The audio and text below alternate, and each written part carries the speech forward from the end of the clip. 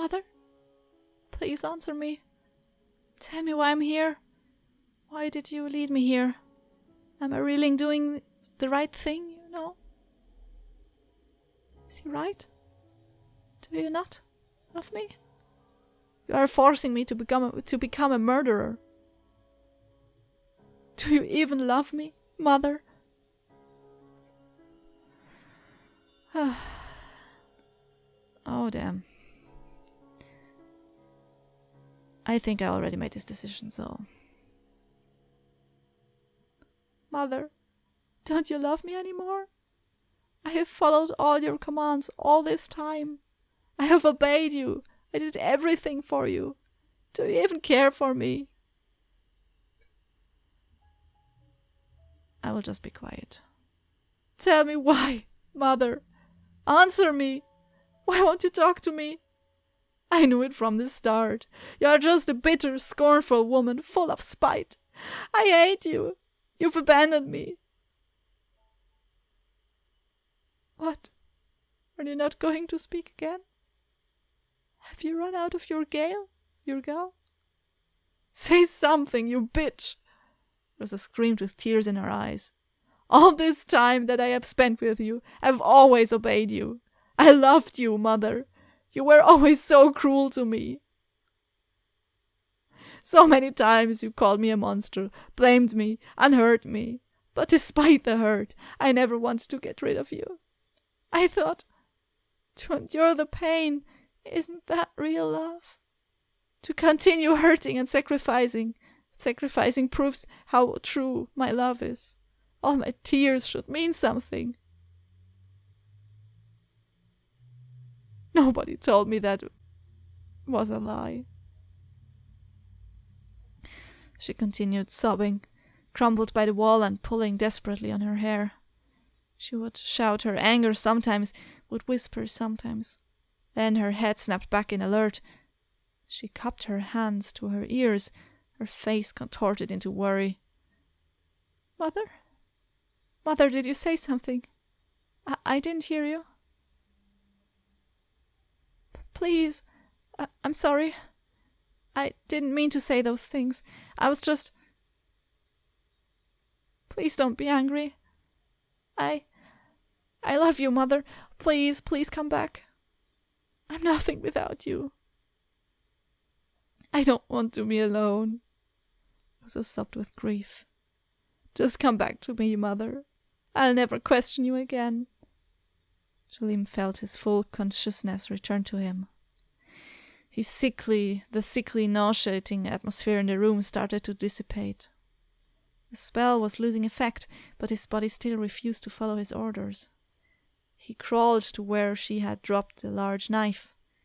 He stretched out his fingers to reach the weapon. I made this choice already. Mother! Mother, please talk to me. Please, I want to hear your voice.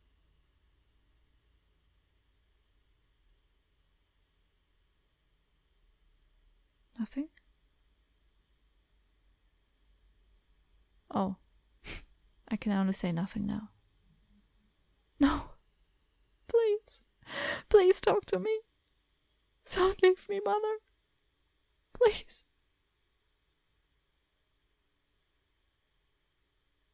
No. Rosa whimpered in a corner, searching for Mother's voice. She kept calling for Mother to talk to her, but she didn't seem to be answering. She would laugh for a bit and then stare blankly at the ceiling. The candle died out. The spell was lifted from the room and the last glimmer of its light faded. Without Mother, without magic, Rosa cried, grasping at the tiny shards of her sanity. Jalim's limbs felt free. He stood up from the floor, watching the broken girl press herself into a corner. His lips stretched into a smile, an idea forming in his head. Well, I did offer to take care of you. Didn't I, Rosa? He approached the girl gingerly. She scuttled away from his touch, but he cooed and coaxed until she let him touch her. He stroked her head gently, smoothing her messy hair. Rosa clung to his hand, kissing and nibbling at his fingers fondly. Chilly! Oh, you poor thing. I'm sorry, Jilly. Mother is not talking to me anymore. But I hate her anyways. She's never been mean to me. She's always been mean to me. She's always so cruel. I see. But you were always kind and sweet. You always were. Will you stay with me? Please tell me you'll stay with me. Jaleem tapped his fingers on his chin, seemingly mulling it over. Why not? Rosa clapped with glee and hugged Jaleem's neck. I love you, Jaleem. I always have. Really? Do you really love me, Rosa? Yes. Yes, I do. I really do. I'm sorry. Please don't leave me. I don't want to be alone. Jaleem smiled. He scooped the broken girl off the floor, her arms still draped around his neck. She giggled to herself, still talking to the non-existent voice in her head, hoping it would answer. Do you want to come with me, Rosa? I'm going on a trip. A trip? Far away. You'll take me with you? You aren't angry at me anymore? Do you forgive me? Jaleem bit Rosa's earlobe fondly. He dug his tongue inside her ear. Rosa moaned. Never. But I'll take you with me. If you want. Would you like that? I would. In return, you will feed me. Won't you, Rosa? Yes. I'll do anything for you. Such a sweet girl you are. Don't worry. I won't ever leave you. You're going to be a good girl. Rosa whimpered. The two figures disappeared into the shadows.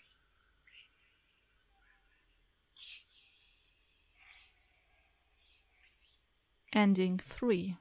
Surrogate.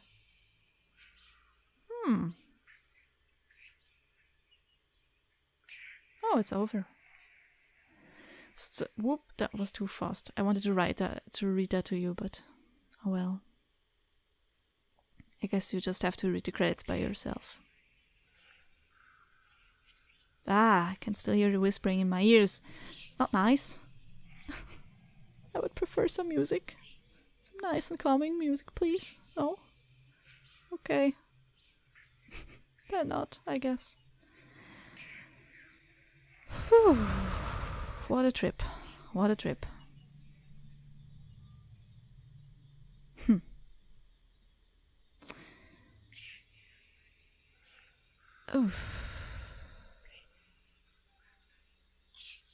Cupid, a Renpy game. 2015.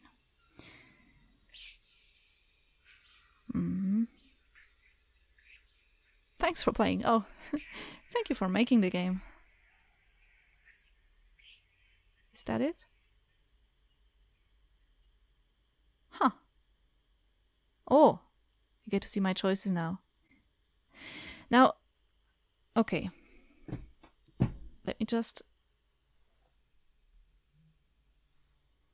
make a quick pause, and then I'll be right back and reflect on what I've done. Okay? Thank you. Okay, I'm back. Now, let's watch my choices. Let's see what I did. My main purpose is revenge. I called Rosa a monster. I left Jaleem's locket closed. I told Rosa that family is the most important thing. I convinced Rosa that Catherine was selfish. I took Jaleem's key, and I admitted that killing Jaleem was not to be the only answer. Okay.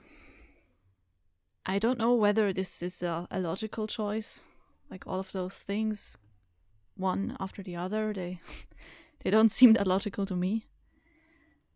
Apparently I completed like a third of the game, So I guess there are around at least 2 more endings. There should be more. I don't know. My main purpose is revenge. I don't know. Interesting. Is there anything more? Is this the last?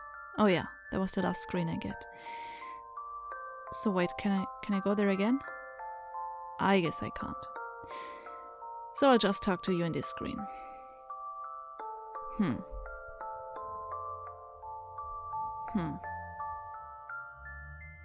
Now, what did I think of my choices? Actually, I think the ending that I got isn't that bad in the end. Because my goal was to hurt as least people as possible. And as few people as possible, I'm sorry. And I think I achieved that. Because neither Catherine nor Jolene died. And oh no, wait, Catherine died. Neither Rosa nor Jolene died, I'm sorry. And that was what my intention was. I didn't want any of those two to die because I don't know. I think why should I kill more people than necessary? Both were very sad beings. Probably it would have been better for them to die, to end it all. But don't they have the chance to live? I really don't know. Now, the ending that I got, what was it? Surrogate, sorry. I think it's not a bad ending, because neither of them dies. And what I imagine their future together is that Jolene gives love to Rosa, Rosa gives love to Jolene, so they could manage to just feed on each other without hurting anybody else. I don't know if that's gonna be really the future, because in that last picture, Jolene looked like a big evil demon, and Rosa just seems to have fallen for him. They don't seem to be equal. That's what's worrying me, but it could all work out fine, and they could live on for eternity without hurting anybody anymore. I really hope that will be true. Now, what other questions are there? I mean, there are still many more endings to discover. So, I think you should play the game yourself, make other choices than I did, and see what other endings you can have. Probably one is better than mine. I don't know. I have no idea. But in general, I really like the game. It was great fun to talk all the voices to, you know? It was a lot of fun. I hope I achieved the best I could. I don't know. Sometimes in some scenes it was hard to switch from serious to funny to woman to man to... It was hard. I think you noticed. Especially when I misread the same sentence 3 times. Oh god, that was hard. But it was really fun. And I hope you enjoyed it too. And my reading wasn't too annoying or too cringy. I hope it added nicely to the gameplay. And I did enjoy the music. I think nothing special to say about that. The sound effects I enjoyed. There weren't that many, but that made them kind of special and more effective in my opinion. That was good. The paintings, interestingly, some of the images were really nice. Like, for example, this title screen, it looks gorgeous.